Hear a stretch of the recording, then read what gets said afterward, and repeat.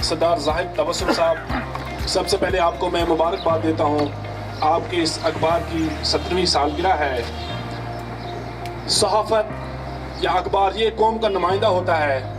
जहाँ शोरशदा इलाकों में सहाफ़ियों ने बड़ा काम किया और हक़ाइक़ को हाईलाइट किया, वही हमारे यहाँ मकबूजा कश्मीर के अंदर जो सहाफ़त है, जो अखबारात है, प्रिंट मीडिया, इलेक्ट्रॉनिक मीडिया है, आप बखूबी वाक़िफ़ हैं उन पे जो करगने हैं ज़राए इब्लाग के इदारों पे।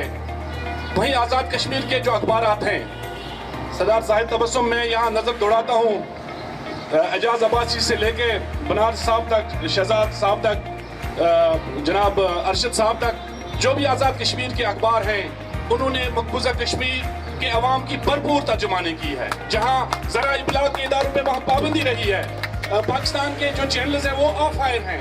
इसी तरह वहाँ अखबारात जो हैं उनको ब्लॉक किया गया है। हाल ही में रीडर ग्रेटर कश्मीर पे ताले लगा दिए गए, लेकिन यहाँ के अखबारात ने जो कश्मीरियों की नुमाइंदगी की, यहाँ मदीन साहब भी हैं, जिस तरह से आप भरपूर किरदार अदा कर रहे हैं और दुनिया तक कश्मीरियों की आवाज़ को पहुँचा रहे हैं। मैं मुबारकबाद देता हूँ आप सब तमाम साथियों को, तमाम भाइयों को जो इस काज में हमारे साथ शाना बिशाना है।